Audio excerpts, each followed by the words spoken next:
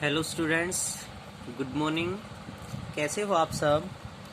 आज हम +1 class chemistry में जो हमारी यूनिट नंबर 4 चल रही है, उस यूनिट नंबर 4 में हम स्टडी करेंगे electrons gain enthalpy, lattice enthalpy, bond pair और लोन पेयर के बारे में।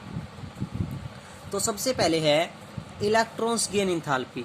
इलेक्ट्रॉन गेन एंथैल्पी, यहाँ पर एंथैल्पी का मीनिंग होता है एनर्जी, यानी एनर्जी को ही हम केमिस्ट्री लैंग्वेज में क्या कहते हैं, एंथैल्पी।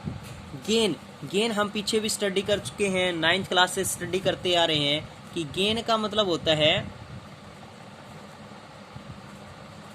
लेना। और इलेक्ट्रॉन्स क्या है, इलेक्ट्रॉन्स को आपको पता ही है कि इलेक्ट्रॉन्स होते हैं।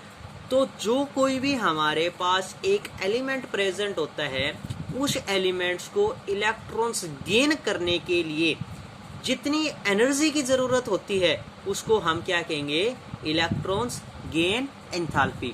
यानी हम डिनोट कर सकते हैं the energy required to gain of an electron by an atom. The energy required to gain of an electron by an atom, यानी किसी भी एटम्स के द्वारा इलेक्ट्रॉन्स गेन करने के लिए जितनी एनर्जी की जरूरत होती है, उसको हम क्या कहेंगे, इलेक्ट्रॉन्स गेन एंथैल्पी। जैसे हम एक सिंपल ही एग्जांपल लेके चले कि क्लोरीन है, और क्लोरीन की टेंडेंसी हमारे पास क्या होती है, एटॉमिक नंबर 70 के अनुसार 287।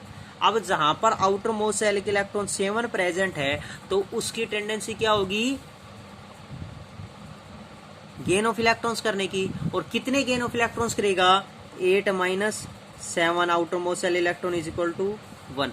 तो वो एक इलेक्ट्रॉन्स गेन करने के लिए क्लोरीन को जितनी एनर्जी की जरूरत होगी, उसको हम क्या कहेंगे, इलेक्ट्रॉन्स गेन एंथैल्पी। यानी हम डिनोट्स करेंगे Cl नेगेटिव, यानी एक इलेक्ट्रॉन्स गेन करने के लिए क्लोरीन को जितनी एनर्जी की जरूरत है, वो है इलेक्ट्रॉन्स गेन एंथैल्पी। उसके बाद है lattice enthalpy.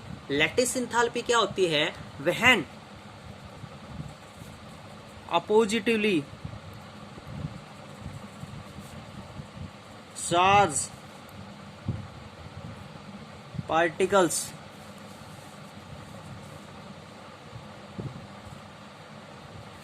Combine together.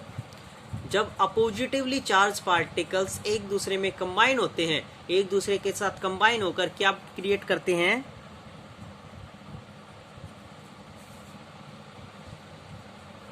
Create a compound, एक कंपाउंड क्रिएट करते हैं, तब जितनी एंथैल्पी की जरूरत होती है, उसको हम कहेंगे लैटिस एंथैल्पी। जैसे हम एक सिंपली एक एग्जांपल लेके चलें, when sodium plus chlorine reacts with each other than NaCl sodium chloride formed. तो यहाँ पर क्या है, इसकी टेंडेंसी क्या है, सोडियम की Na positive, 1 loss of electrons करने की है, टेंडेंसी क्या है, लॉस ऑफ इलेक्ट्रॉन्स है। यहाँ पर हम क्लोरीन के बारे में स्टडी करें तो क्लोरीन की टेंडेंसी क्या है, गेन ऑफ इलेक्ट्रॉन्स करने की टेंडेंसी है। तो यहाँ पर देखो ये क्या कर रहा है, गेन ऑफ इलेक्ट्रॉन्स कर रहा है। तो ये है हमारे पास इलेक्ट्रॉन गेन एंथैल्पी, और यहाँ पर ये टेंडेंसी किसकी है, लॉस ऑफ इलेक्ट्रॉन्स कर रहा है। तो ये अपने इलेक्ट्रॉन्स लॉस करने के लिए तो इसको की जरूरत नहीं होगी, क्योंकि गेन करने वाले को जरूरत है। तो ये दोनों जब अपोजिटली चार्ज पार्टिकल्स एक दूसरे के साथ कंबाइन होकर एक कंपाउंड क्रिएट कर रहे हैं, और वो कंपाउंड क्या बना दिया इन्होंने, आयनिक कंपाउंड। क्या कंपाउंड क्रिएट कर दिया, आयनिक कंपाउंड क्रिएट कर दिया।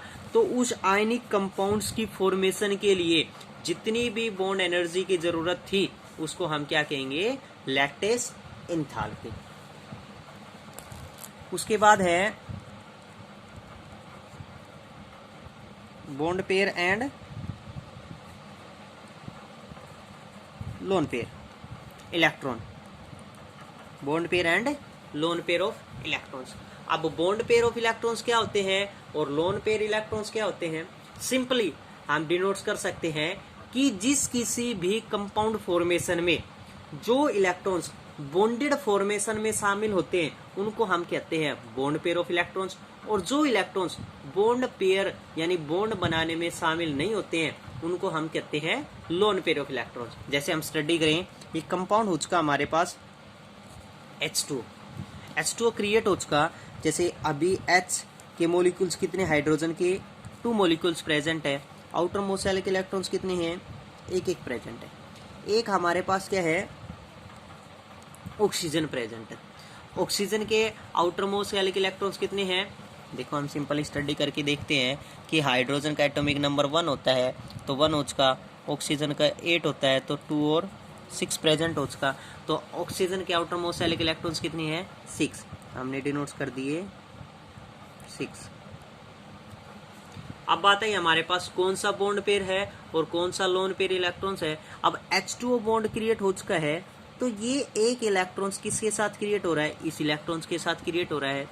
ये एक इलेक्ट्रॉन्स किसके साथ बॉन्ड फॉर्मेशन क्रिएट कर रहा है? इसके साथ क्रिएट कर रहा है। बचे हमारे पास क्या? ये 4 इलेक्ट्रॉन्स यानी 2 पेयर्स हमारे पास बच चुके हैं। तो ये क्या होंगे हमारे पास? Lone pair of electrons. और ये जो 2 बॉन्ड हमारे पास क्रिएट हो चुके हैं इनको हम कहेंगे बॉन्ड पेयर ऑफ इलेक्ट्रॉन। अब स्टडी हो चुकी है हमारी, क्या निकल के आया कि जो इलेक्ट्रॉन्स बॉन्ड फॉर्मेशन में शामिल हैं उनको हम कहेंगे बॉन्ड पेयर ऑफ इलेक्ट्रॉन्स, और जो बॉन्ड बनाने में शामिल नहीं होते हैं उनको हम सिंपली कहते हैं लोन पेयर ऑफ इलेक्ट्रॉन्स। जैसे इसी के बारे में हम और स्टडी करें तो H2O की स्टडी हम किस प्रकार कर सकते हैं? H2O हाइड्रोजन और हाइड्रोजन, यहाँ पर हमने ऑक्सीजन लिया, इलेक्ट्रॉन्स मॉलिक्यूल्स में इलेक्ट्रॉन्स, तो सिंपली हम इसको बॉन्ड पेयर को सिंगल बॉन्ड क्रिएट कर रहा है क्योंकि एक इलेक्ट्रॉन्स की लॉस और गेन हो रहा है तो हम डिनोट्स करेंगे सिंगल बॉन्ड क्रिएट हो रहा है तो बॉन्ड क्रिएट हो रहा है, और जो बच गया हमारे पास ये क्या है? Loan pair of electron. तो इसी को हम सिंपली इस तरीके से भी डिनोट्स कर सकते हैं, यानी ये हमें किसको डिनोट्स कर रहा है? लोन पेयर ऑफ इलेक्ट्रॉन्स और बॉन्ड पेयर ऑफ इलेक्ट्रॉन्स को। यानी ये हमारे पास क्या हो चुका है? लोन पेयर ऑफ इलेक्ट्रॉन्स है, और ये हमारे पास क्या है? बॉन्ड पेयर ऑफ इलेक्ट्रॉन्स, और ये भी क्या है? Bond pair of electrons. यानी जो इलेक्ट्रॉन्स बॉन्डेड क्रिएट करते हैं वो होते हैं बॉन्ड पेयर ऑफ इलेक्ट्रॉन्स, और जो बॉन्डेड इलेक्ट्रॉन्स क्रिएट नहीं करते हैं वो होते हैं हमारे पास लोन पेयर ऑफ इलेक्ट्रॉन्स।